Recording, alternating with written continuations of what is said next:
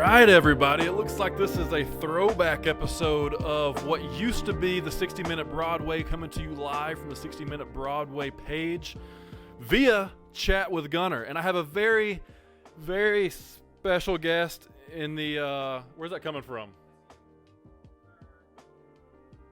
Might be. Anyways, so might we're be good. platinum. All right, so don't know where that's coming from. Anyways, so we're back. I got a very special guest with us tonight, Stephen Platinum, a guy that I've wanted on the show numerous times. The only reason why we didn't have him on the show is because he's all the way in Orlando, and we're in Chattanooga, Tennessee. But you know what? It's 2020, and in 2020, all you have to do is have a guy like Ethan over here that can figure it out and put us together. And now, right now, live on Facebook, going to be on YouTube, Gunner Miller, Stephen Platinum in the building. What's up, dude? What's going on, Gunner? It's great to be here. I love that we can do this now. It's very exciting. Yeah, this is going to help us out because this is going to help us out because I want to be able to get you on here more often, just kind of pick your brain a little bit. I know that we might be lagging a little bit on your end, and that's okay. Just kind of bear with us, people. Yeah. But if you're listening, you should be able to hear the audio, and I'm sure that we'll have a great conversation. If not for the people listening at home's ears, we will have a good conversation for me and Platinum. So I always enjoy talking to Platinum. How you been, man? How's everything going down there right now in these crazy times? It's crazy. I'm not even going to pretend it's not. Mostly my life is so different than what it was before COVID and everything else. So my day, I've never hustled like this, where I get all these little consulting jobs, and I'm driving out to Clearwater once or twice a week to train people in wrestling stuff, which is incredibly bizarre that I'm doing that. And I'm reading a lot, and I got my kids. My kids are wild, man. They're just so smart, and they're so adaptive. And so I'm doing all of that and writing a lot more than I was, getting a bunch of projects going, reading a lot. I love that your desk looks like mine. Like I have like the thing to write with, and I have my laptop right there, and it's the life. And I love this kind of thing, in that I kind of love, it sounds crazy because it's so tumultuous and it's so very volatile right now in American society. But I've always studied that kind of thing. I love political science. I love sociology. And I'm really interested in the sea changes that are happening nationwide right now. Yeah, we're at a time where you're scared almost to say anything because you get lumped into certain boxes and certain categories, and some of those are good and some of those are bad depending on your viewpoints. And the best thing for me, or for people that are trying to spread a message to some people, is to kind of stay moderate, but also at the same time, that's the worst thing you could do, because then you're not picking a side and people are really going to bash you. At the same time, I don't know, it's strange. Coming straight off of COVID-19 and the pandemic into, the what's going on right now with George Floyd and the cop, blatantly pretty much murdering him right there on live television, the media blowing it up, and, racism spiking right now in the country, protests spiking in the country. You have a mixture of peaceful protests, then you have the people taking advantage of it, the criminals that are looting and rioting, and it's kind of getting blurred a little bit, where people are putting both of those into the same box, which we can't do as well. I think it's interesting that you do have those degrees and that you have studied this in the past. I haven't, so I'm late to the ball game, but I'm fascinated by all this, and I don't know even where to really begin. So I'd love to hear your thoughts on what's happening right now and kind of your viewpoints. I think as you can share in this, as people who speak publicly about things, as you and I do through our formats, like the last full disclosure, most of it was, how full disclosure goes. I'll sort of introduce the show. I have some silly stuff, and then I talk wrestling news, and then I have a commentary portion. Well, this one, the commentary portion took up almost the entire thing, because I felt the need to address the sort of lack of nuance in the conversation as it pertained to Georgia wrestling people in particular, a lot of whom I really see doing themselves a lot of long-term harm image-wise because they're not able to. Sometimes it's a matter of shutting up. Like I think that's a lot of the problems going on is people who are used to having their voices heard constantly, whether you want to lump that in as white men or whatever, and right now their voice is not as desired. And so you're seeing this sort of conflict between, look, I'm going to say my piece about this. Like I'm going to say all lives matter. Or I'm going to say, but the looting and stuff is wrong. And the hardest part is the nuance of the argument of, even if everything that you're saying is true, to vocalize it, the fact that you feel the need to vocalize it is honestly part of the problem. And that's a hard thing to express in America, because in America it's all about like my individualism, my voice all the time.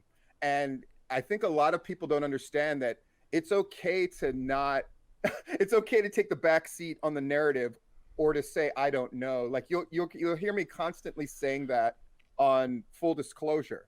I think a lot of people, and this is everybody, don't know how to say I don't know, and they don't know how to say I can shut up about this for a while. Everybody always feels the need to 2 cents it. I think that's a product of social media. That's a product of a whole bunch of things. And I can see these conflicts happening in real time with people that I know and in the country itself, where everybody's got to take a stance, even if that stance is not nuanced or correct. I mean, the fact that we can't even come together and agree, it's messed up when somebody's store gets destroyed. Like the fact that takes on a certain bent, and people discuss these things as if what they're saying, if agreed upon enough, will change the narrative. And I think it's hard for people to understand that you saying something, it doesn't really amount to a whole lot. And that's kind of hard for people to face too, I believe. So Yeah, I think you're right. I think we live in an influencer, society these days with social media. Everyone has the right to their opinion, whether that opinion is right or wrong. I have shared many of wrong opinions, and by wrong I mean the unpopular opinion. And so have you. I mean, because usually we share the same one. And that's one of the reasons why I wanted to have you on the show. But it's just strange that you have to get lumped into a box just because of a word that you say, or an expression that you say, or a sentence that you say, and then completely could ruin your character, ruin like how people view you and everything that you've done. Like kind of the way I put it, for 28 years and 6 months or 8 months, whatever it was, I lived a pretty, straightforward life as far as keeping my opinions the right way. And for about 6 months or so, I go on a couple of rants about some professional wrestling topics, and all of a sudden, I'm a bad guy. I'm the guy that hasn't done anything. I'm the guy that sucks. I'm the guy that completely switched everybody's viewpoint and opinion of me as a person, which hurt me more so than as an entertainer or a talent or a professional wrestler. Their outlook at me as a person. So you got to be careful with how you say things, but you also got to be able to stand by your viewpoint. So it is crazy times, man. And, coming off of Corona, you, like you said, you're having to hustle. You're trying to do your thing. How's everything going in Orlando as far as that? Is the job picking up? Is everything going okay? Orlando's a great, interesting study. I think it's like a microcosm of the country, because the little jobs I do like a mystery shopper kind of thing. That's the easiest way to describe it. Okay. So sometimes they'll send me to like check to see, something as simple as go to this Walmart and see how they're doing on toilet paper and take pictures of whether they're doing things correctly as far as separating people, to buy this new ice cream, try it out, write a review of it for us, to all kinds of stuff. So it's interesting when you like, Orlando is its own animal. It's similar to Atlanta. Like Atlanta politically is one thing, but you go outside of the perimeter and it's like a different world. Right. And the people are different. The way they think is different. And Orlando's very similar. So I can actually see, if you just blindfolded me and dropped me in the middle, I could tell you what town we were in by how people are handling COVID, which I find really fascinating. Yeah. So if you go out to, say, a more rural part, they're gonna tend to ignore things more unless they're really old. If they're really old, they'll wear the mask. But generally, people will just dismiss it and they'll just walk around willy-nilly as if everything is cool. But if you go to like ritzy, sort of more liberal parts, people are much more apt to like do the mask thing and kind of judge you if you're too close to them. And stores are much diligent about separating people. I find that incredibly fascinating, that people do what people are going to do. You know, Matt Hankins, who's a guy that you've had on, we were talking, we talk all the time, but in February we were talking, and when this COVID thing was going up, he made a prediction and he said, it doesn't matter what the facts are. It doesn't matter what the reality is. There's no way this country will hold up and get past May. They're going to break down no matter what the numbers are, no matter what the situation is. By end of May, we will just collectively decide that we can't handle it. And, and you know, as it sort of played out, I went, wow, it's really, I mean, I don't know if that's 100% accurate on what happened exactly, but I thought it was really telling that he sort of had his fingers on the pulse, because he works with a lot of different segments of the public. And he's like, we won't be able to stay in past 2 months. Yeah, he's like, that's when people are going, that's their breaking point. Yeah, my whole thing, and I said it several times. I had Chris on the show for like 3 weeks in a row where we went like conspiracy, which was some of my favorite shows, but a lot of people tuned off on them, but just because it's conspiracies and some people don't want to look into them. Anyways, so one of my things was, listen, you can give us a stimulus check, you can do whatever you want to. We're looking at the first 2, 3, 4 weeks of this as like a social experiment and seeing that it's going okay so far. You lock people inside of their homes for 8 weeks, 10 weeks, 12 weeks, man, it's just like the top's going to explode. And then you throw in a cop murdering a black man on live TV and the media blasting out their narrative. Yeah. It's the perfect storm for something like this to happen as far as the media. And like, they crave ratings. The media loves ratings, and the media is got their pulse on this. They got their foot, you know, right here on this issue, and they're not going to let it go. I mean, when's the last time you heard something about Corona, really? The last Corona news was before all the riots and looting.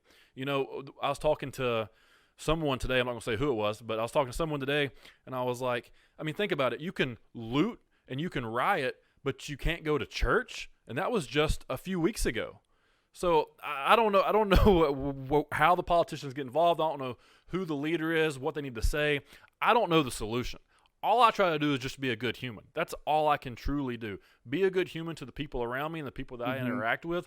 And I think that if more people just decided to be a good human to other people and treat people how they wanted to be treated, we'd probably have a better, you know, society as a whole.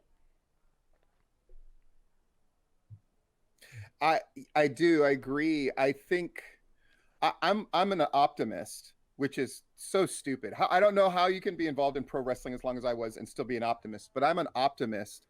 And I'm of the mind that one thing I think is really interesting, I won't say it's good yet, but I'll say that is interesting, is I think there was this notion, I'll say a few years ago, where people were cynical to the point of, that's just the way it is, right?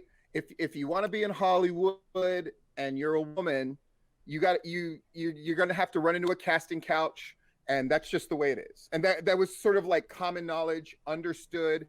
It's never going to change. And then that changed, right? Like then it's just like, oh, like the Weinstein stuff blew up. Me Too happened, and now we're in a classic overcorrection right now, right? It had been that way so long, where it was like, if you're the Harvey Weinsteins of the world, I mean, as I've watched more and more movies in the background, I'm amazed at how the Weinstein's name is on everything. Like, they produced so many movies and started so many careers, but and then Me Too happens, and now all of a sudden they're out of power. And the overcorrection part is that, yeah, Me Too is also hurt and ruined people who perhaps didn't deserve it, or it's kind of set people on edge in a bad way. Yeah. And then the hope is that we kind of move a little bit to the center. I think that's what's going on now. Though, I mean, let's be honest, until November happens, until the next presidential election happens, it's going to be a shitstorm. Because and that's also sort of a unique factor. I think you've got COVID, you've got everything with George Floyd, and all this stuff that's been building up for years. But part of it is, I think people are going, I feel like it might change this time. I think that's the optimistic part, is that something good is going to come of it, right? I mean, you can have Sandy Hook shootings. You have a trillion kids getting shot in a bunch of schools. Nothing really changed. But this time, I mean, are we going to treat police differently?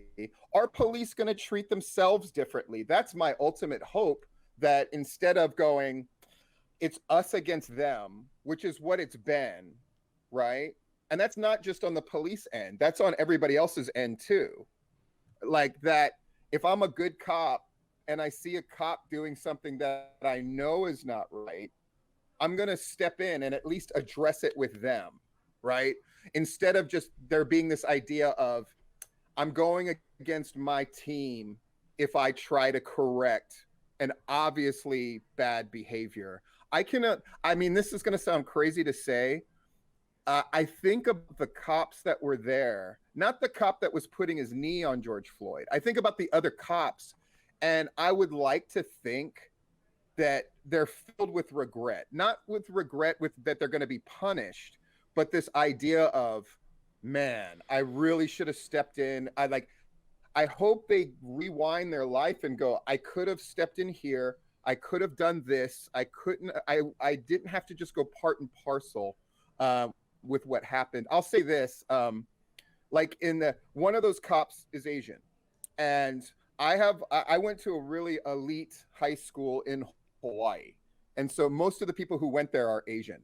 And we've had conversations privately where we talked about, this feels like it's opening up a can of worms, because there's always been this sort of hidden secret in the Asian community of, we're going to work with power structures enough to advance ourselves, and then we'll beat them. So it's kind of like, we're going to go to school, and then our kids will do better than the white kids, and then we'll succeed. That's our way of getting over. Right. And part of that has been sort of the blind obedience and acquiescence of American culture. Right. And then we're getting to see this really blatant response of it, of like, because at first some of my friends were like, dude, there's an Asian cop right there. Why didn't he say anything? Why didn't he do anything? And then somebody else said, you know why? And then it started this whole great conversation about how, like, yeah, like, Asians have done well because they keep to themselves.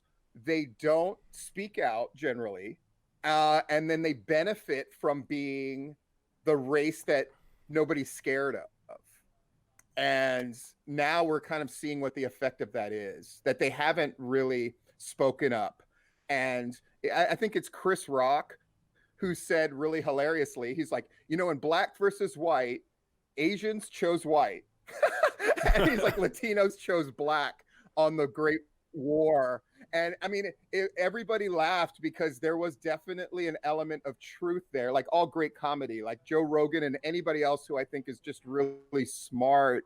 And I think that that's an interesting discussion as well, of like, because Asians are always the forgotten by design, right? It's black and it's white and Latinos, and Asians just sort of like, we're just happy collecting your money, right? Like, right. Collecting our money and sending our kids to school. school. Yeah. So I don't know. I feel optimistic that some things are going to change. I really do. Only because I hear the conversations that are happening. Yeah, So. I've got an Asian sitting right here beside me as the producer of the show. And he's just over there collecting money and just smiling and just keeping to himself. I don't know, man. Let's get off the politics and let's move on a little bit. So, originally, a little over a year ago, I guess, and I'm not sure exactly when you created your YouTube channel, but a little over a year ago, I came over here and we started doing the 60-minute Broadway, and I guess that was around March of last year. Yeah. And about the same time, you started churning out the news and commentaries, right? I'm assuming it was roughly about the same time. That's right. So pretty much, March, we both preached consistency, and there's been several wrestling podcasts in Georgia come around, or Georgia wrestling news sites, but really the consistent ones was Georgia Wrestling History, which you're also a part of, your YouTube show that's now moving and putting out videos weekly, and the 60-minute Broadway at that time, which is kind of the Chat with Gunner, but it's a little bit of everything. What inspired you to sit on your couch in Florida and be that guy? Because, that's what people say. He's the guy sitting on his couch in Florida. What inspired you to sit on your couch in Florida and to speak about professional wrestling in the state of Georgia? In a phrase, my kid, Elena, who's the older one, said she's into YouTube. YouTube is her primary entertainment consumption, right? And she went, Dad, you know so much about all this stuff, because she would listen when I would do the podcast. We still do the podcast every other Tuesday. And she said, why don't you have a YouTube channel? And I went, what would I talk about? And she goes, well, all these people in Georgia still tell you everything.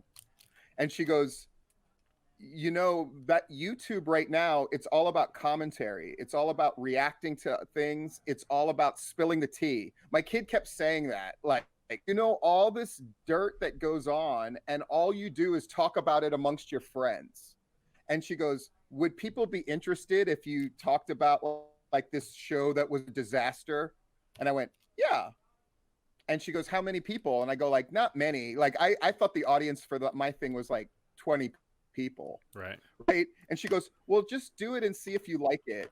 And then as I did it, I found out, like, I really do like this. And I think you helped me too, because you started yours. I was doing mine already, but I wasn't consistent. But then I saw you, and you're like, I'm going to do a show every week for a year. I'm doing it. And I went, he's right. Gunner's right. Like, I have to be consistent. And so then that's when I came up with, okay, full disclosure is the every Monday show. And then I've tried things. Certain things I thought didn't work, or they weren't relevant in COVID.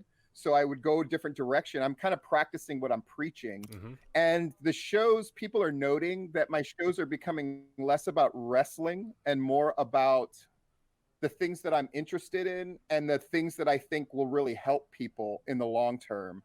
And that's the truth. I mean, my last full disclosure, like I said, it's all about, it's really a study of sociology and choices more than it is about pro wrestling. Yeah. Pro wrestling is sort of the symptom and the sort of example that I can point to. I can go like, this promoter here is making it so the perception is I don't want to wrestle for that guy. So no matter what he thinks he's doing, that's a failure, right? Like his communication is a failure. And I'm more interested in that kind of stuff anyway. And talking about the national scene to me is really strange because I kind of hate pro wrestling. But I think that's why my perspective on watching it is more interesting, because Jim Cornette has his brand, right? Mm-hmm. And Dave Meltzer and them have their brand. And I realized, like, I can do that too, right? And you were part of that, because I was just like, Gunner isn't going to let himself get pigeonholed as he played football in college and then he was in pro wrestling. But like, that's not who you are. Right. Those are things that you did that helped mold and shape you, but you're a fully formed man with a family and responsibilities of your own.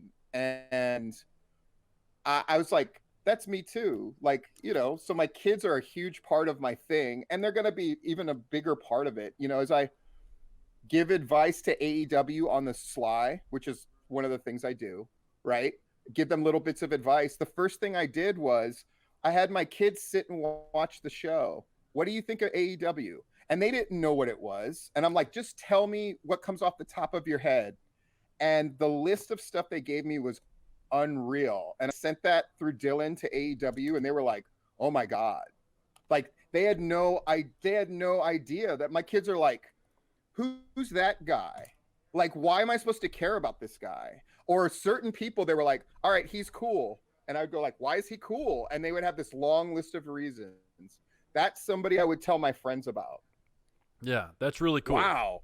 And again, I think it's because, yeah, you just have an outside perspective. I'm a big fan of it's called the Medici effect. That's like my favorite book. MEDICI, the Medici effect. It's a book I would highly recommend. And you're big on books and that kind of thing. That's why I made sure I put these behind me too. These are like the books I'm into right now. But the Medici effect says when you have a company that does one thing, that they figured out that your best bet is to hire somebody that has nothing to do with that business, but can be made to understand it. And they will have thoughts and angles and ideas and ways of doing things that will greatly improve that company. That's just one example, but it's basically people who have a specialized knowledge. Instead of them just working in an echo chamber, they should be applying it elsewhere because they will grow and learn. And then that bigger entity will greatly learn from it. And I'm big into that. I think that's part of the reason I had so much relative success in wrestling, because I'm not a wrestling person. I'm an academic. Yeah. I'm an academic that was interested in wrestling. I wasn't interested. I mean, I was interested in the wrestling I grew up with, but I was also down to when we opened in Atlanta. I think people forget 2001. I remember going to a show. This is when that one show was drawing 1,000 people, and I would go out to this show, and I hated the show. Right? I was just like, this show's so terrible. And I saw Simon Sermon, and he was playing the typical bad gay person, which is all you ever saw in wrestling. And I had two younger friends with me. They were in like their 20s, and there were these women that never saw pro wrestling in their life. And I'm like, what do you think? And they said, that guy's great, meaning Simon Sermon. But it's like, but you're in Atlanta. He shouldn't be a bad guy. He should be a superhero. Right. And I went, oh my God. They're like, imagine if you had like a gay good guy. It's like you'd be the toast of Atlanta. And I went, you're right. And they're like, you should use your wrestling group to reflect the stories that you find interesting and that your audience in Atlanta will find interesting, instead of just the same old thing that you've seen your whole life. And I went, you're right. So I have a question for you, Gunner. All right. So what's it like now? You have like a kid involved in your life, right? What was the first thing that ran through your mind when you realized that things with you and her were getting very, very serious? And did you guys have a formal talk about this is how we're going to handle the son? Or I'm just curious what that conversation was like. So when we met, it was a little bit before I got to meet Marcus. And I think that was the evaluation phase of, is this guy a piece of shit like the rest of them? And do I want him around my son? Because at the time he was 3, and he didn't really have that male role model in his life on a consistent basis. So it was one of those things. So the best thing for me at that time was to just be me. Just be me. And if she liked me, then hopefully me would be a good role model for her son. And I can do when I first met him, it was we're talking about like I met him like the same day really that like my parents kind of met him because it was Super Bowl Sunday, 2019, and we picked him up and he was a little Wow. yeah, dude. So he was a little standoffish from me at first, obviously. Who's this guy? And then we go to Food City, and Tia runs inside to grab something. So I'm stuck in the car now with him in the back seat, and I'm sitting there like, okay, I've got nieces and nephews. I've seen them grow up from, being born up into college now. So I can deal with kids. I'm great with kids. So I'm sitting there and I'm doing the whole goo goo gaga thing, like trying to get a fist bump out of him in the back seat as his mom is in Food City. And he's just not paying me any attention. Like he's a little sassy little thing. So he's sitting there with his arms crossed, like looking up at the window, not even trying to make eye contact with me. And then, like, as she's walking back out to the car, he finally, like, looks over at me, and I got him smiling and kind of giggling, and he gives me, like, a fist bump. And that was, like, our first, like, interaction, really. And I'll never forget that. But since then, man, like, he's been in my life almost every day since that moment, a little over a year ago, and has completely flipped my viewpoint of everything upside down, flipped, like, whoever Gunner was, in 1991 to 2019 is a completely different person than who he is now in 2020. If some people can't see that, it's because you're not around me every day. But, like, literally it's every day I'm trying to take one extra step in just being the best version of myself. And, yeah, I mess up all the time. And I do things that I wish I wouldn't have done. And there's going to be failures along the way. But, like, between Tia and between Marcus, and he's 4 now, so I've seen him grow. He's literally like almost grown like a foot. It's crazy to see that. But like I am his male. I don't want to be like daddy. Yes. I don't want to ever say that. If he ever calls me that, that's great.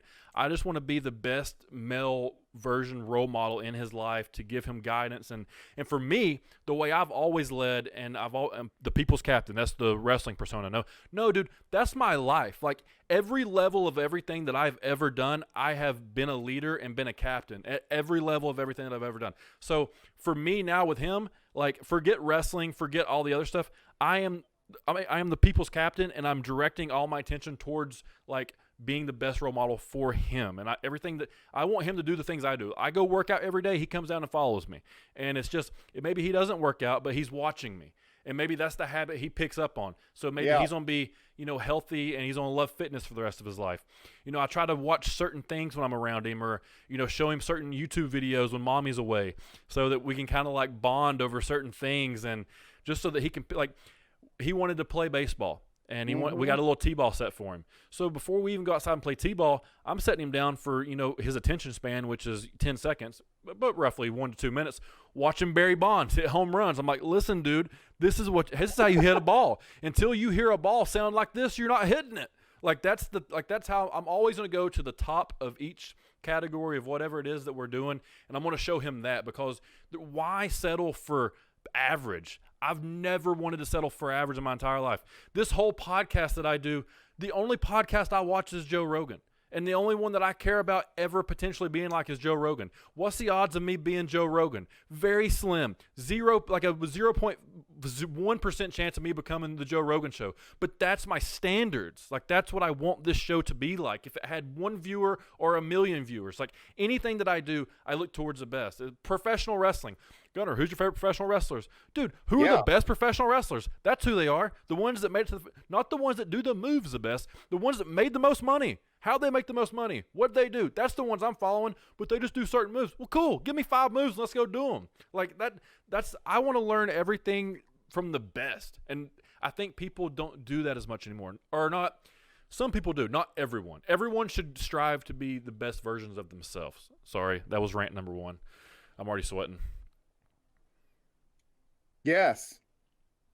I know, man. I think kids do it to you. Like, I mean, I used to joke when I do, like, I have like a group of friends that are like stand-up comedians. So we all, you stand around with those guys, or we're chatting with those men and women, and, everybody's playing this joke, everybody's always trying to one-up each other with jokes. And I usually don't join in on that part because, again, they're hilarious. I'm funny, but I don't think of myself like them. But I remember one time, one of them said, like, how did you know that you were taking fatherhood seriously? And I said, I never flossed my teeth twice a day until I had kids. Right? Like, that's the first time I realized. I'm like, oh yeah, because now there's a connection there beyond just flossing my teeth. There's like, they're looking, they're watching, or I want them to epitomize, I want them to be as healthy as possible, as clean as possible, as smart as possible.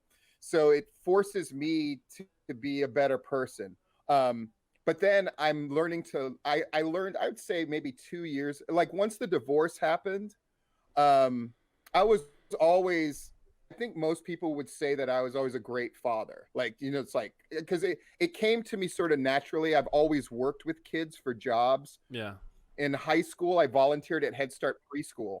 So it's like, so I understood kids a little better than most people for whom it's just like, oh God, what do I do? At least I was comfortable. But once the divorce happened, I was like, my influence on the kids at this sort of important age is halved. No matter what no matter what kind of arrangements my ex and I make, and we get along, and we're really, I mean, I got a townhouse within a mile of the house, right? And all that kind of stuff. But it's like, I had to just be better. I mean, you asked before, like, why the channel? It's because my kid was like, Dad, do this, and I'll help you do it. I think that's a lot of the fun for me, is her going, all right, here's how you look at analytics. This is, you should start thinking about having an intro for your show. Dad, what's the thing that you're going to say whenever you introduce your video? Dad, here's YouTubers who are like, these are the people that have like 1 million+ subscribers. Isn't that what you want to be? Watch them, see what they do and how they do it. Yeah. And it's like, man, both of them, it's really it's a cliche, but it's true. They teach me, whether they know it or not, every bit as much as I teach them. And it thrills me when they're like, I mean, martial arts has always been a part of my life. I was there at like because that's what my wrestling training was, learning MMA. They just didn't call it that in '93. Right. But all the Japanese did was tie us into pretzels. We were doing jujitsu and we were doing judo throws. Yeah. We just didn't call it that. We just didn't understand that that's what it was. And so now teaching them, and it's them doing it on their own, that's so thrilling. Like, I'll just go like, where are the kids? And I'm like, oh, they went outside because they have cabin fever. And I'll go outside and they're in the grass, like correcting each other's form and throwing elbows and, practicing Muay Thai clinches and knees. And I just go like, wow.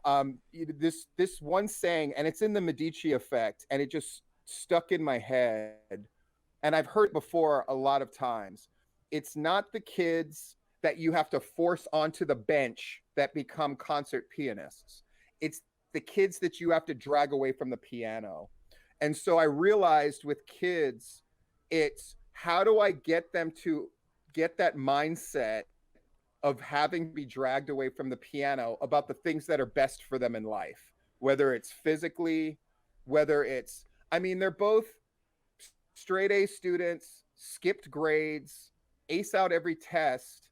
But, once I got that in their mind of not just the competitive thing about school, but this idea of, if you got to understand, if you guys ace out, not only will your parents leave you alone about school, which is incentive, but you'll be able to write your own ticket in life. Yeah.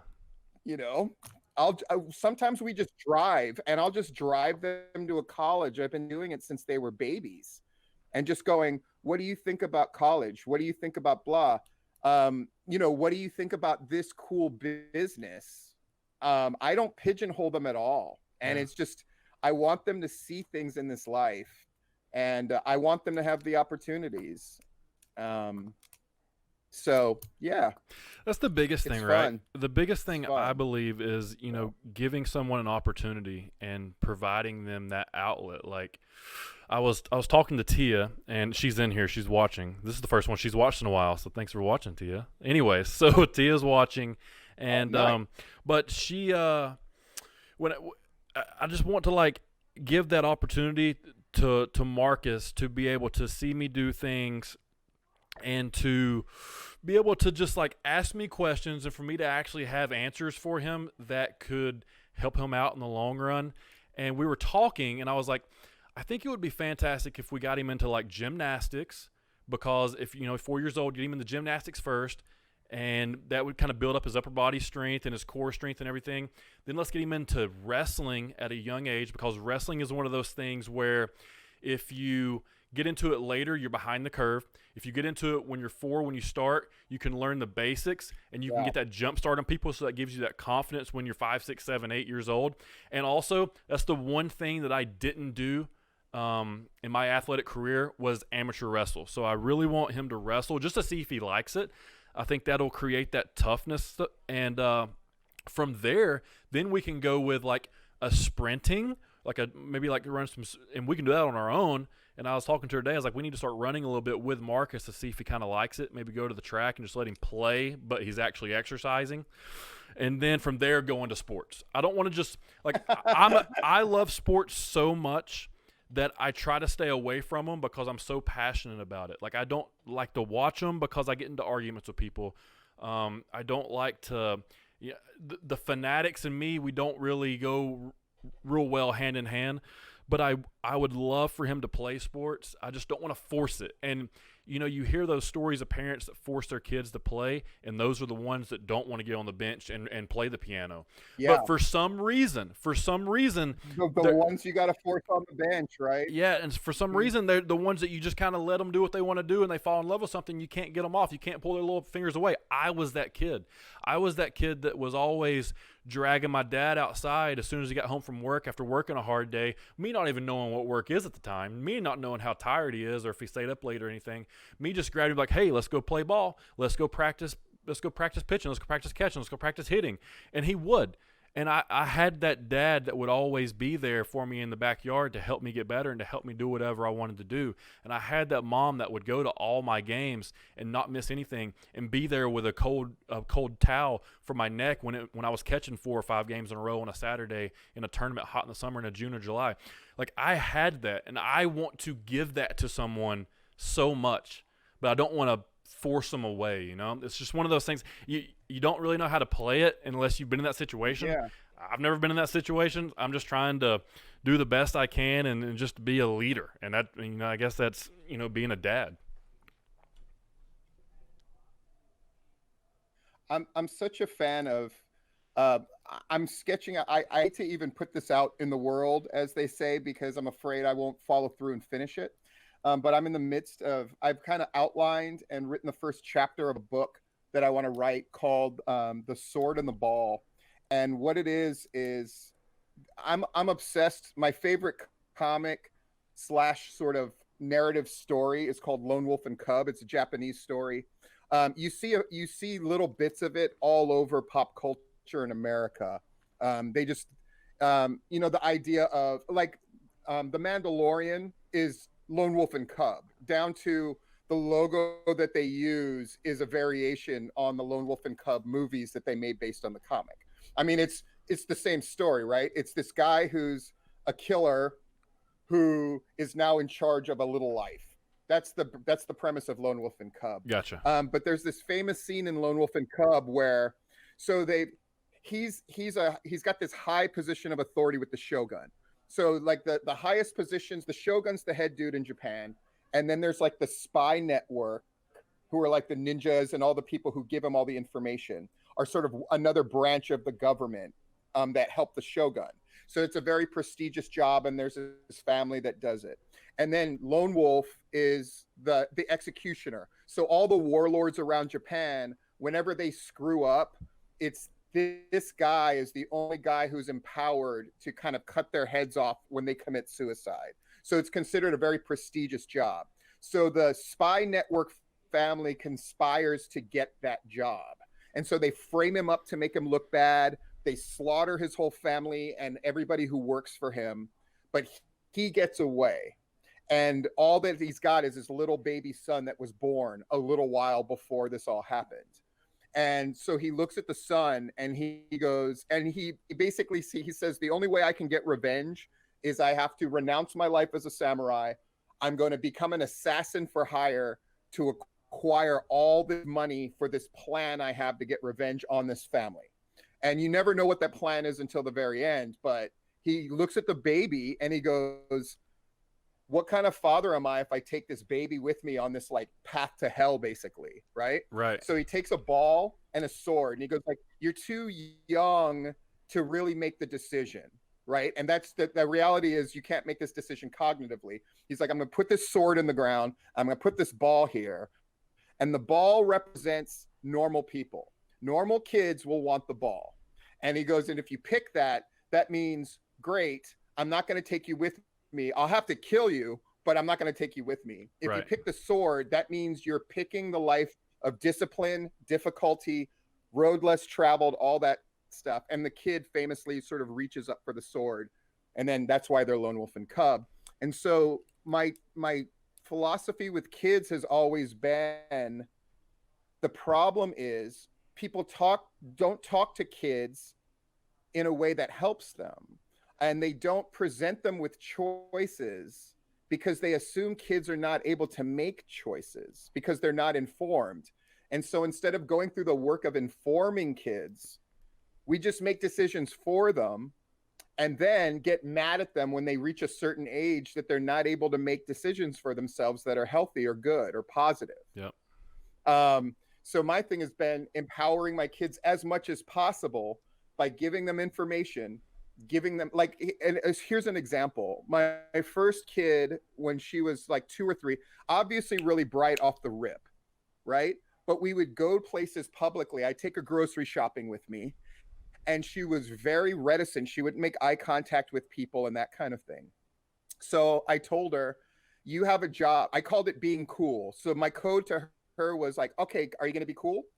And she would have to introduce herself to people. She'd have to say, my name's Elena Scarborough. What is your name? And then they would say their name. He goes like, oh, well, it's very nice to meet you. And she hated it at first. But I explained to her, there's a very important reason you're doing this. And another reason that you can't even guess yet. And then once you get comfortable with this, I'm going to tell you what the secret reason is. And so after a while, she got comfortable with it. And then people started getting to know her. So we would go around town. People go, hey, Elena. And then that built her confidence more.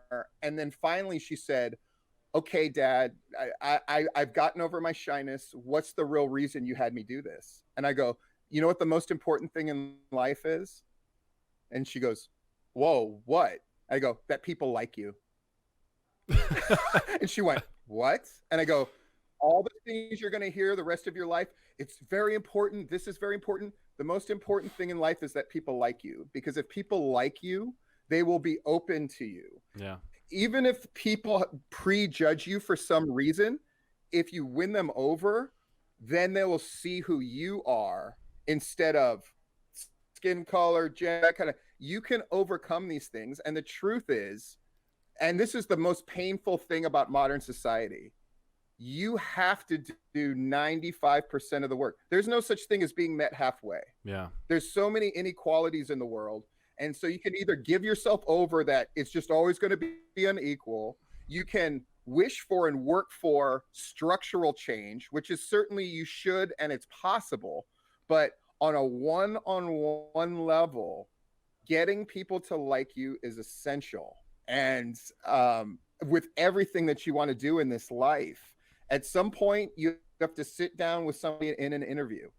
At some point, you know, all the college essays in the world, at some point, they're going to meet you. And it is always to your benefit that people like you, because you will subsequently like yourself more. So, yeah, I'm just fascinated with having the kids, of course, and what it teaches me. And so, yeah, that's the book I'm working on. It's this Sword in the Ball, about sort of raising kids when there's just so much distraction, Yeah. but it's also kind of in some ways better than it's ever been. And so I'm like I said, I'm an optimist, and I'm always fascinated with you and Tia's relationship because of course, I only get glimpses of it on social media. Yeah. I do know that Ace is scared of her, which Yes. fascinates me. I think that's one, it's hilarious, Yeah. and two, it's hilarious that she always snapped on him, and he has zero cognitive response. It's always just like, well, I'm scared of her, so she's the exception. I think it's awesome. I also thought it's awesome. I think she's a good match for you. This is just what I see superficially on social media. Yeah. But I love the fact that you have a family and it's not conventional, but yet it seems very healthy. And Yeah. I love examples of that anytime I can see them. So The best way I can put it is like it was one of those things where like you don't expect any of this to happen, but when it does happen, it's like how was life going to work any other way other than this? Like that's my true feelings right now. Like like where was I for 28 years? You know, like what was I doing? Like that's as we're doing this right now. Corey comes on here and says that she's a bully, and she snaps right back at him. I love her. She's great. She's great. She's my bodyguard from all my friends, and they're all terrified of her. She's the sweetest person in the world, by the way. But yeah, man, I love that you're writing a book about that because it's so true. And what you said as far as like being likable, that is one of the the greatest things in life. That's what you want to be, is likable. But also that comes with persuasion and sales. So if you're looking at skills to teach someone or skills to learn, it is the skill to persuade anybody to do anything you want them to do, and to be able to sell your opinion or sell what you want to get done to make somebody do it. And look at a lot of your leadership and your life books, your self-help books. It's all around sales and persuasion. And the first sell you have to make is to yourself. The first sell you have to make is to yourself, to get yourself to get on the right track, to do the right things, to be the best version of yourself. And then you can lead by example, and then you can speak on the examples that you've been doing with the actions that you've been putting into place. That's kind of how I break it down. And if you're doing that already with a book, with your kids and everything, and you've been living your life that way, that's great, man. That's really great to hear. Yeah, I mean they're going to be better than I was. They already are, right? Like they're focused in a way that I never was. I mean, one of them knows what she's going to do all the way until she's 22, and that's great. The other one less so, but I love that they have a real confidence. And it's not that they never had to overcome anything. They most certainly did. They both had their run-ins with bullies, and all of that kind of stuff. But again, it just comes down to they feel very comfortable with me. I think we had a really good Corona experience, if that can even be a thing. Yeah. And it's because I'm not married anymore. And so the kids spend a week there and a week with me. And so for them, they never, like, I could see it in their body language. For them, they didn't get sick of being around, because it's like in a week we'll be over there. And it's like with technology, they call on Duo and they can talk to their mom whenever they want and see her. Right. And then with me, I would just go over there twice a week for martial arts stuff. And I guess we made that transition as smoothly as you can make that kind of thing. But at the same time, it's the kids just have this whole world that's opened up to them. Yeah. They confided with me last week that they didn't think that I was like, so what do you think? Do you think you're going to stay in Florida? Which is certainly what I think, the wife's family would want there, because they've always gone to Florida. They all went to UF and all this kind of stuff. And the kids are like, no, we feel like there's this whole world out there, and I want to see it and I want to experience it. And I went, okay, good. I mean, I didn't force that on them, but I was like, thank goodness, because I mean, I was born in Virginia. I lived in Japan. Then I went to Hawaii. I spent most of my years in Hawaii, but I've been through wrestling. I went to all 50. This is something I feel really bad for with pro wrestling. Is I think I'm the last generation that got to make a living on the non big time level, Yeah. where I would get like 150 a gig, and there were enough promotions around. And I mean, I was fortunate, right? Like I wrestled guys who took me with them. So I got to know all these promoters, but I mean, I got to go to all 50 states. I got to go to every place you can go in Canada, all over South America, except for one country. And, like, I do feel bad that the guys that's not a reality anymore. Yeah. And it hasn't been for 10 years, where I could get in the car with the guy that I trusted the most, and we would make our arrangements, and then we would go. And then sometimes we would run out of money. Like, to me, those are the best stories of like, what are we going to do? I mean, that's how I started doing stand up, because I had to walk into a place and they go like, "Oh, you do stand up?" And I'm like, "Oh yeah." And they're like, "Well, we have an open mic." I'm like, "Nah, man, I'm way past open mic." And so they'd go like, "Okay, you want to open for so-and-so?" I'm like, "Yep." I'm like, and they go like 5 minutes, and I have to invent a 5 minute set on the spot. Right. I'll never forget it. But we needed the money, and we needed the food, and so it's like, well, I guess I'm gonna figure out what stand-up is in the next 5 minutes. And I was terrible, right? Of course, I was horrible, but at that point, I went, well, I'm not scared, and so I'm going to just keep finding these different ways to make it work. Yeah. And that's what I want for the kids. Shit, that's what I want for the country. I really hope that people develop. That's another thing I'm excited about, even with the protests, where it's like there is something to be said when people feel compelled to act, and they act. Because I think something that we always worry about with the younger generations as they grow up is they're lazy. Like, that's what every generation says about the next one, is they're lazy, they're stupid, they're this, they're that, and the other. And then when that generation steps up, there's always going to be an inclination for people who are older like me to go like, "No, that's wrong." Yeah. Right? Like, no. But I'm sort of learning to allow mistakes because I made them, so it's all fascinating. I just love it. Yeah, it really is. And to speak back when you're talking about like this Corona experience, as people are mentioning, but it really was. It's a Corona life experience, and you're locked down, you're in quarantine, and in most people's cases, you're locked down with like the people that you live with or the people that you love.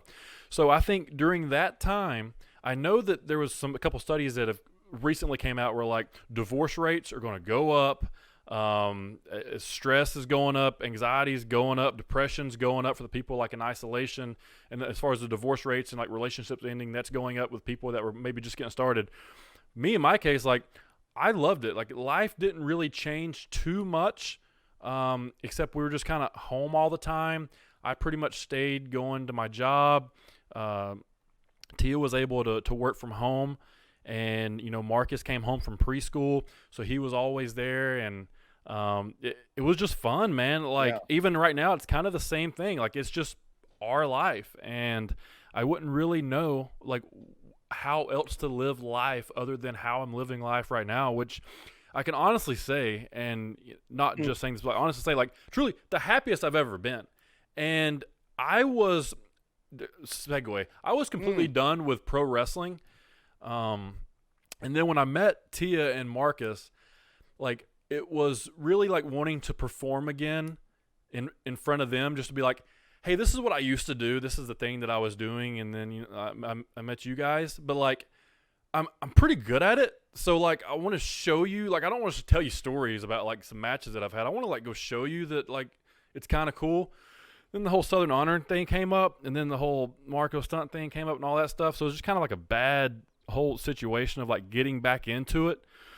But like the only reason why I really want to perform right now is because when I did come out of the curtain for the first time and Marcus was sitting ringside, Like, just his reaction. Like, he thinks I'm in there beating somebody up. Like, he thinks I'm in there fighting somebody. He hates pro wrestling. He doesn't like to watch it. But if I'm in that ring, like, it's serious, dude. Like, it's funny. She was telling me that when Logan came out and cut a promo on me, Logan called me somehow or another, they got around to calling me a bitch. But anyways, she was like, yeah, or she was like, Mark was like, don't call him that. You're not going to call him that. Logan's mean. So we had to, like, he didn't understand that, like, Logan was Logan behind the scenes, but also Logan's playing a character in the ring. So it's just fun to, like, see his reaction to wrestling and to see a 4-year-old's natural reaction to, like, a conflict. And I want to get back into it, I guess, when everything opens back up, which according to, like, the Georgia commissioner, I guess everything is free game now. I don't know. Did you see that news today? Well, yeah, because Larry and I have talked about it. I mean, it's why I mean, my advocacy, like the thing I've been like the drum I've been beating is don't do anything that makes the Georgia Wrestling Commissioner have to do something. Because I have lunch with these dudes. Like when I was running PCW, I would have lunch with them once a year and I would sit down with them. And my goal was just stay out of it. Like, just stay out of it. And they are very happy to not get in it. Which is why I mean, sometimes in like full disclosure and stuff, people go like, oh, Steve's really mean. It's because I know. It's like, just shut up and they'll stay out of it. And then, so that's his premise, which is like, yeah, there's restrictions and there's rules, but we're not going to have to do basically what he told Larry, because it's Larry who contacted him, is I was on the phone with Larry earlier today, is look, just pay your stupid $100 for the promoter's license. Like, if we find out somebody's running a show without a promoter's license, we have to send out a cease and desist. I mean, his whole attitude was like, dude, we want nothing to do with it. We care about boxing, care about mixed martial arts. We care about real stuff. We're not interested in regulating pro wrestling. Don't give us a reason that we have to, because if we have to, there's going to be no middle ground. It's either going to be hands off or Alabama, where it's like, we've got rules and we have to have a guy there. We have to have a doctor there and you're going to have to pay them. And we're going to take 10% of your revenue. Like, again, it's why I find Georgia, like you asked why specifically Georgia, it's because Georgia is in a really unique position right now. And I think sometimes they don't understand it. Yeah. They don't have regulation, though they officially have a commissioner. He doesn't do he's not interested. You can literally go from nothing to being the biggest thing like Southern Honor did. Right. You can, there aren't as many people say there's all this politics. There's none compared to other places. Right. I hate to break it to everybody. It's just petty squabble stuff. And in case people miss the boat, it's Georgia indie people that are getting all of these spots in AEW and WWE and all this stuff right now. So it's really a great and fascinating time. And like you said with Marcus, for me, it was my kids going, Dad, people still call you and email you and message you and ask you all these questions. You should have it benefit you too.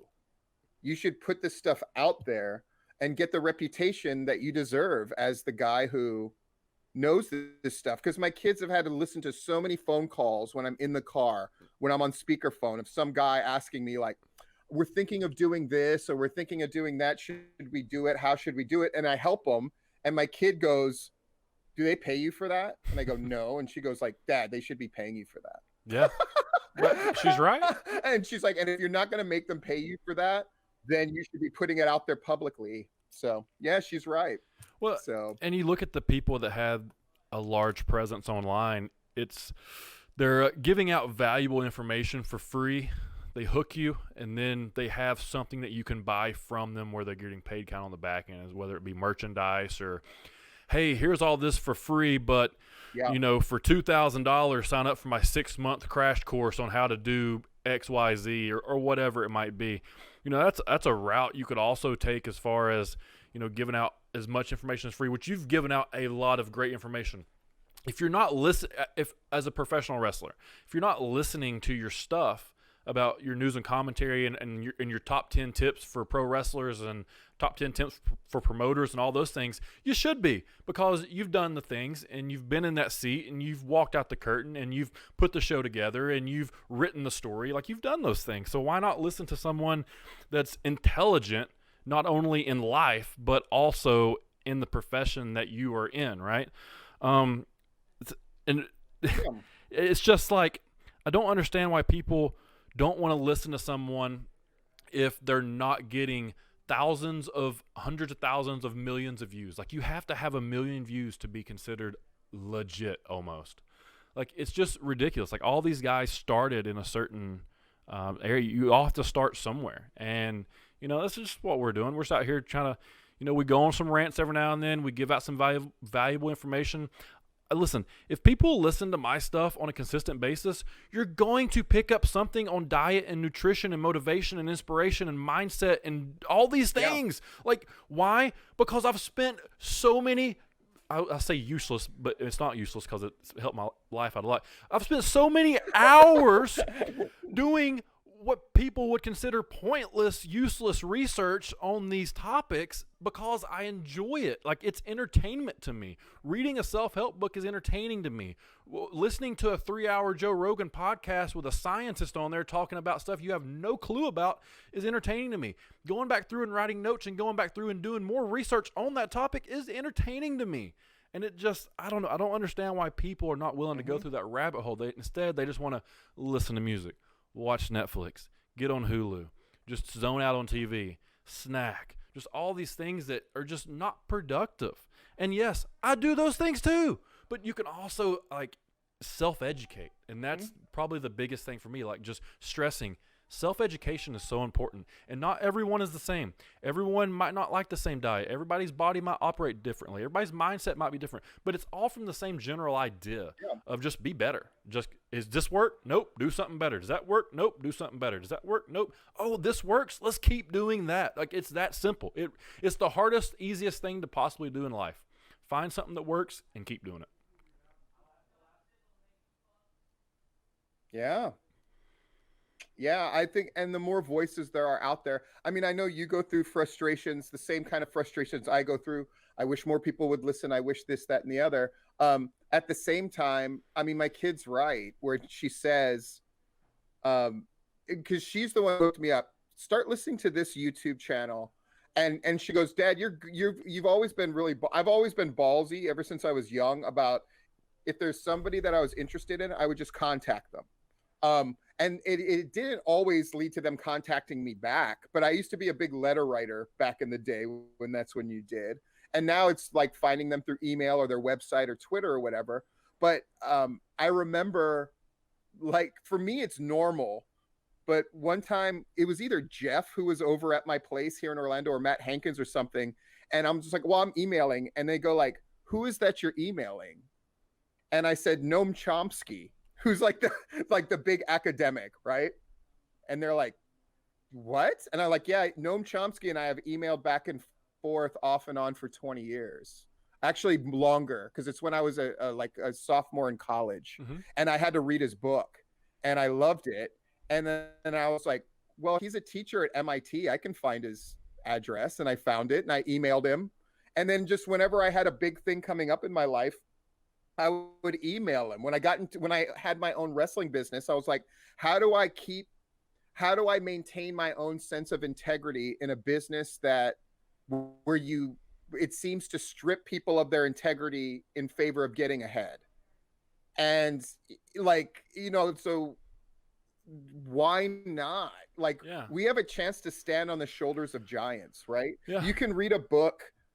Like, that's what I'm always fascinated when you're talking and who you talk to as you're reading and what you're into, because it's like, yeah, I can learn, it's like, do I have the same diet as you do?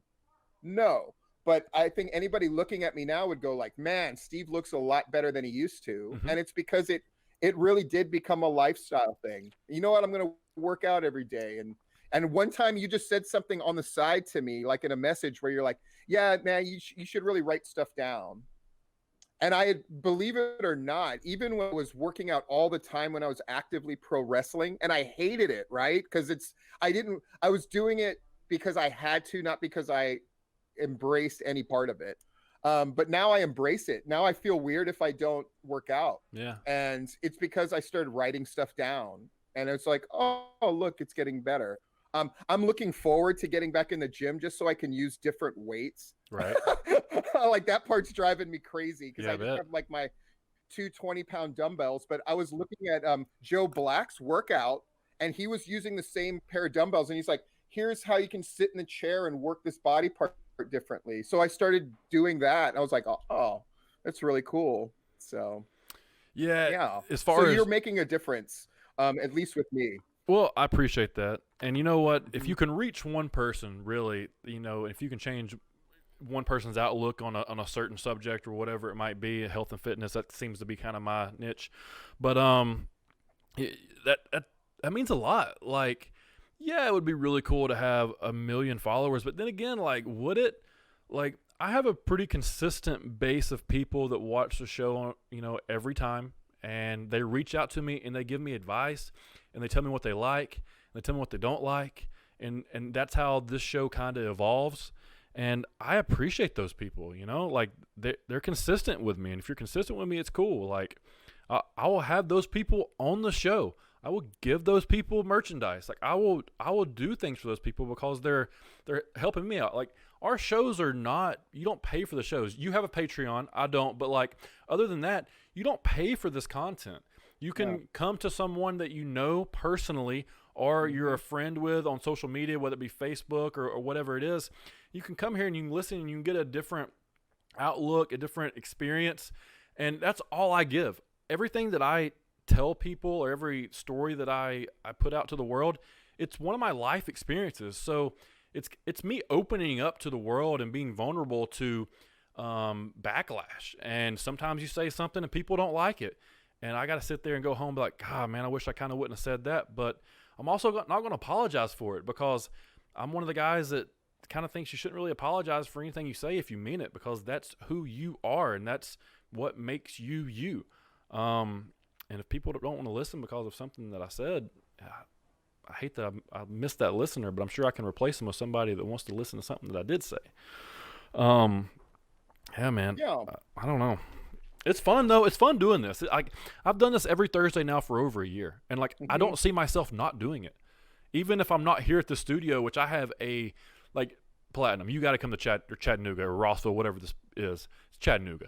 But this studio is immaculate. Like literally, it's in the middle of nowhere in a shopping center that looks ran down. And if you're pulling in the back, you think that it's like you might get robbed or something. But then you open the door and it's like, oh, this is a 7,000 to 8,000 square foot studio in Chattanooga with a green screen and a podcast room and conference rooms and several different offices and dude, it's fantastic, really.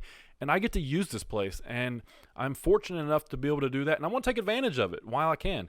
But if this was to go away, I'm building a studio like at the home, a little place where I can put up a green screen and do this at home, because I just enjoy it. It's my outlet. It's my hobby, I guess you could say. Like, not necessarily getting paid from it, but I just enjoy doing it because it makes me happy, and me being happy is, more important than money or views or, whatever it is. And I think it's true that YouTube just seems to be one of those things too. If you do it long enough, sort of success in some way, shape, or form rolls your way. Yeah. As long as you're like you said, you've been preaching since the beginning. It's about consistency. It's PCW, like the people that I train here privately. I mean, I make money on that end for sure, right? So it's generally about like $50 an hour, and right. And so that's nice.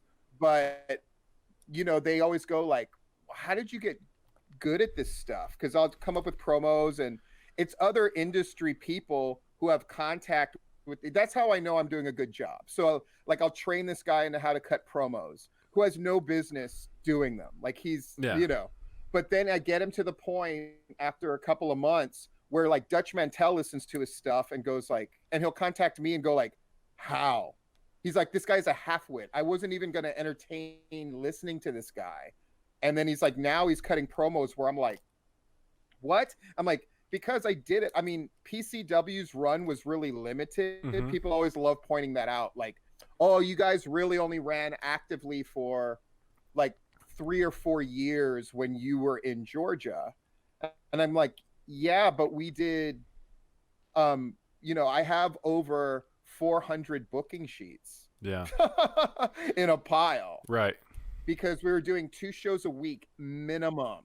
And I go, other guys can't even understand what that was. That's why Shane Marks is Shane Marks, because it didn't matter how many years he's been doing it. He was legitimately wrestling all the time. Yeah. Right. And wrestling all different kinds of people. I mean, the guys I trained, half of them had no business being a part of pro wrestling. They really didn't. Right. But I was like, all right, well, how are we going to get them to the point where they can keep up? And how would I get myself to the point where I could book that many shows? I mean, it had to become automatic at some point. I had to love it. I love the crappy parts of being a promoter and booker. I love them. I love the dramas and like, oh, we're going to lose this venue, and I would have to go in and sell. I would have to talk us into buildings. And I never thought of myself as a salesman, but then I realized one time, oh, that's what I am, right? Yeah. Right. It all comes down to sales. Yeah. And people don't like to hear that, but it does. It all comes down to sales. And yeah, it's all wonderful. And I mean, I think with your channel, if I may be so bold, I think the next evolution of it is I'm fascinated with if you're into pro wrestling, chances are you're into, like, if as deep as I am, then you're into carnivals and con artists and carny life and all of that stuff. And there's something, I read a lot about con artists, and there's a term called putting people under the ether, which they also use in sales, which means if you can get people to think on a different side of their brain, if you can get them to think emotionally, it's Bernie Madoff, right? If Bernie Madoff came to you and said, give me your life savings, you're going to go, no, Bernie. But if Bernie Madoff comes to you and goes, you know what? I'm going to double your money and think about everything you can do with that money. That's what happened, right? Is people went, yeah, I can take care of my grandkids. I can change my family tree money-wise. That's what he did. And then he was trustworthy enough in that community that they were like, okay, well, we'll buy this, even though objectively none of it made sense. That's the key, right? Yeah. And so I think when your channel hits the moment where people are going under the ether, where it's like, you know what? I'm going to turn off my intellectual like defenses of like looking to get upset about something and just go like, I just like listening to a man. Or when at that level where your joy and comfort translates directly through when people are watching, I think that's when it just catches. And it'll take just a couple of the right people who watch, who have followings of their own that can turn people on to you. Yeah. So it'll come. Yeah. It'll come, I think. I'm less confident about me. No. And so we were talking prior to when we started recording, and you said that you had kind of been in contact with some people about possibly, bringing your presence onto their site. I don't know if you want to speak to that at all. Yeah, sure. So Larry Goodman, he's the guy he's kind of like the wrestling journalist for state of Georgia, if not Larry. the Southeast. Yep. And we do a podcast together and stuff. And through this coronavirus thing, I've sort of taken it upon myself that I wanted people to know that Larry was important, because I felt like it was getting to the point where people were just taking for that people don't realize what a great thing Georgia wrestling history is. Like, they don't realize how amazing that is, that people who aren't just Mark wrestling fans go to your show, and then that writing goes to places like Pro Wrestling Insider, Dave Meltzer, that other industry people will read about your stuff. That's an important resource. And so Larry has an in with PW Insider, which is a website and that's been around forever, but they don't have like a YouTube presence. They just put out wrestling news. And part of the reason I switched during coronavirus, one reason is there's just how many times can I talk about the same one wrestling story in Georgia? It makes no sense for me to try to stretch that out. I love the Tapped Out guys, and they're having a really hard time. I mean, they tell me behind the scenes like, dude, talking about wrestling when there's no wrestling, it's really hard. Right. And so I'm like, I'm just going to start covering the national shows, and I'm going to do it consistently enough that I can go to Larry. But Larry just went, you know what? I'm going to go to PW Insider. So right now they're looking at the last few shows that I did about Raw. I call them Platinum Versus. So Platinum versus Raw, because I know that that's part of the hook is, oh, Steve's going to bash it a little. And it's true. I will, because it's not very good. And so that's part of the hook. But ultimately my goal is PW Insider will, hopefully I'll be their guy, which will increase my viewership a great deal. And then, and part of that is I realized like all of these questions that people send me, I shouldn't be answering privately. I should be making videos about them. Yeah. And that'll hopefully be another angle. And it's, you know, it's like Jim Cornette can do it. Well, fuck, I can do it too. Yeah. Like I had to get over this thing. Wrestling does that to you, man.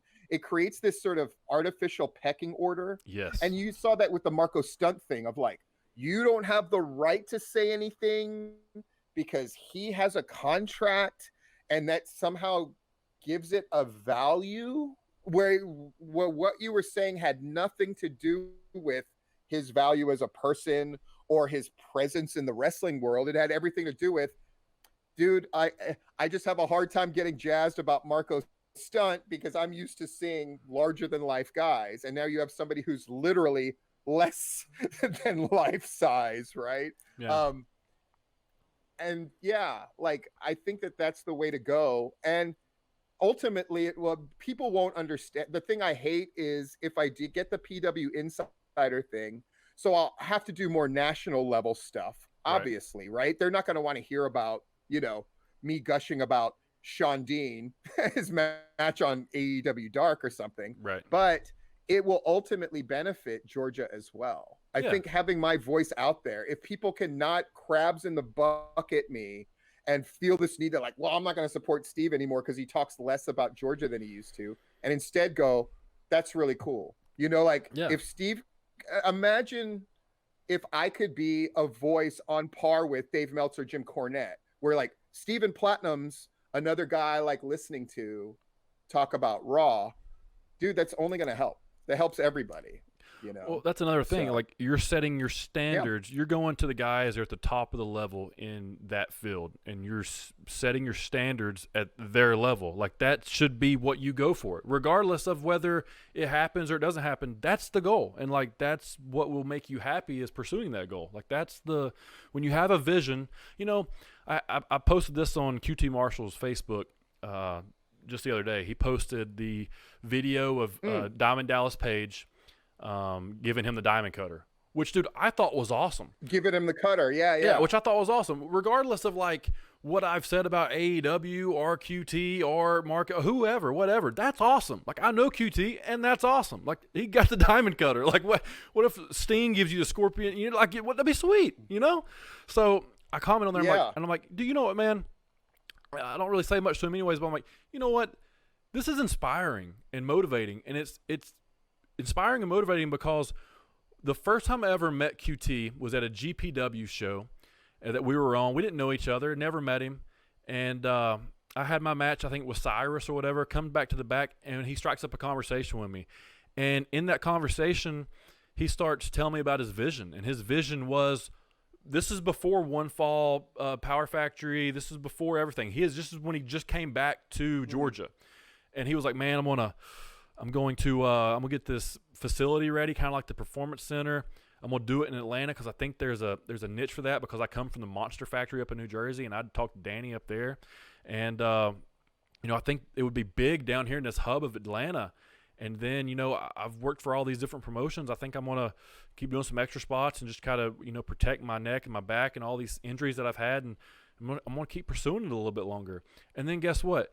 A lot of people thought that it was BS and called BS on it. And I will be the first to admit that I was wrong.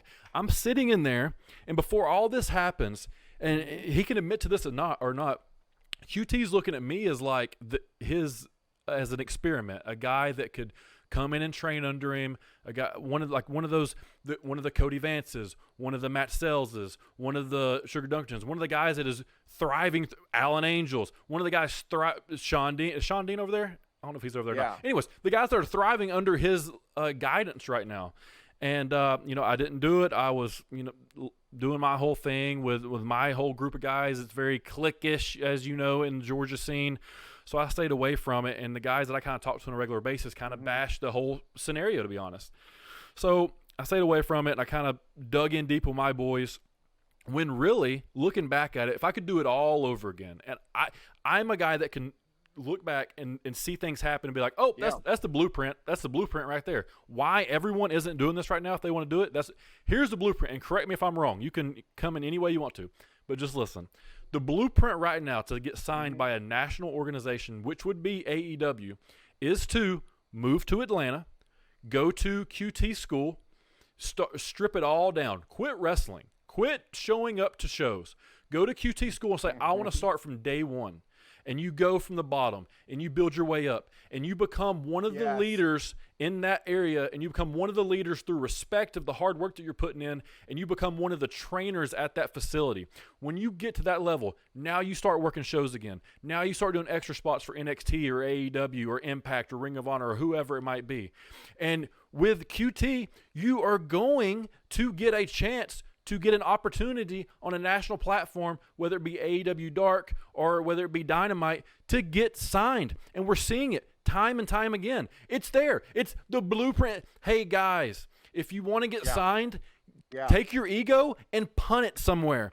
I'm literally, as a guy that wanted to make it and wants to make it, I'm seeing it. And if I wanted it that bad, if it was that important to me, right now what I would do is I would make sure that I was in Atlanta, that I was training with QT, that I would apologize. I would ask for a sit-down with the Jacksons and Cody Rhodes and QT and everybody, and I'd be like, listen, guys, you can look at my career all the way back. I'm not a bad guy. I've been a captain on every team that I've ever been on. So obviously, I'm not a bad guy. I made a comment that was unpopular and that nobody liked at the time. But listen, I take that back. I'm sorry, all those things. I would do everything I needed to do to get in that door to start day one, and you would make it. You would make it. That's the blueprint. And if nobody thinks that's not the blueprint and you think you're going to make it on your own, guess what? You can't make it on your own, because this is not a game of, hey, he's good, he's bad. That's how it works. That's not how it works. It's a little political in the fact that you got to know the right people and you got to put yourself in the right spots. Which is why, I mean, absolutely.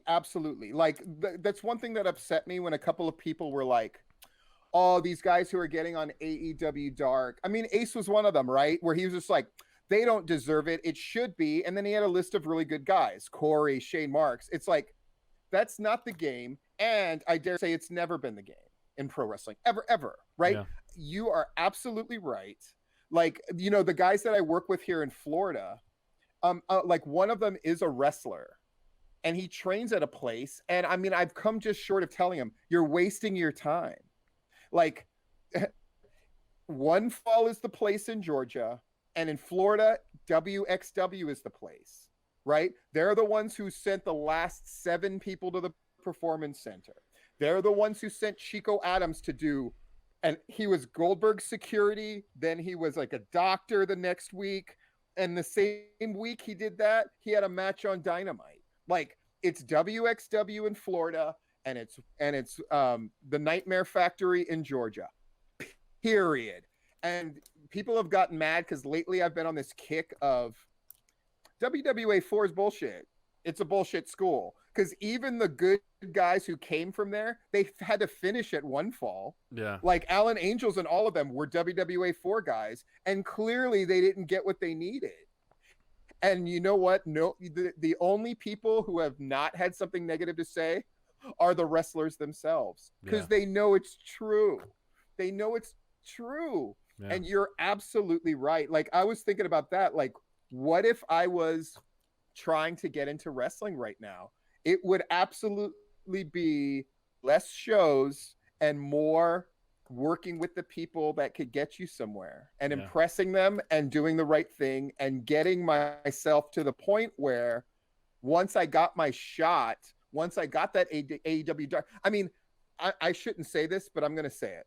Like, some of those people who are getting those AEW dark matches, I'm helping them for free. I'll just send them advice. And a couple of them have been really receptive. I'm like, dude, you've made it to that level of the game. Congratulations. But the problem that modern wrestlers have, this is the problem with modern wrestlers in a nutshell, is the brass ring used to be, I'm going to be the top guy. Now the brass ring is just getting the job. Mm-hmm. And that's why I think wrestling is so flat, because there's a lot of hay made out of so-and-so got signed, and you can see them, right? They're so happy to be there.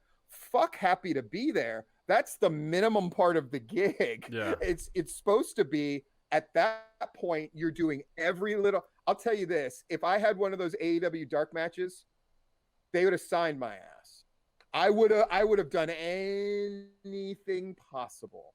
I would have had the cool, they give them so much freedom, Gunner. Yeah. They give them so much freedom to do their stuff. My entrance, I wouldn't even have to get an offensive move and I would have got over like a motherfucker. I wouldn't have allowed it. And I would have asked them, after my match, can I cut a promo? I'll put over am I losing to Colt Cabana in a squash? Great. Can I just cut a promo after? I would have fucking gimme. And then when I got that chance to get that microphone, boop. I mean, that's my advice to all these guys. If I was still training guys, I would send them to One Fall. I would send Shane Marks, go now. I've done it in the past where I'm like, I don't have a name. I can't help you. Yeah. I've taught you this stuff, and maybe I've made you a little smarter than your average pro wrestler. But dude, go, like you said, like that's so humble of you to say. I would just apologize to him. I would explain it, and then I'd be like, dude, give me a shot. And you know what? They would. Yeah. How could they not? Right? Yeah. I mean, or they could just say no. You know, here's where I'm at in my life now. I'm almost 30. Like, the worst thing anybody can say is no. Who cares? Like, you ask them, they say no. If they don't, guess what? Yeah. Ask them again. They might say no again. Ask them again. They might say yeah. Who knows?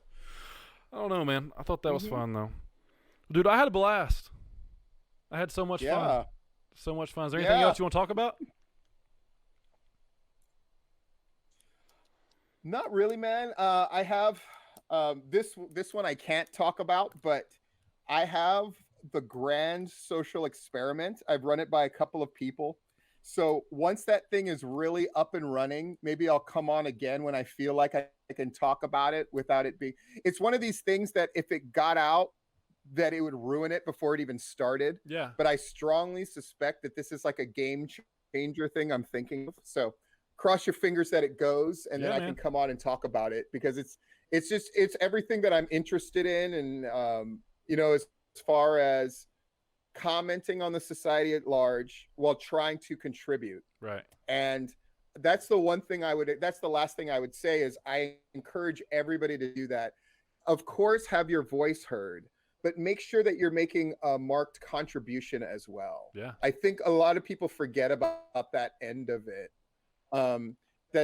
That any kind of measure of success, whether it's money or followers or whatever, at the end of the day, if you're not making a contribution, then man, there's enough noise out there. Yeah.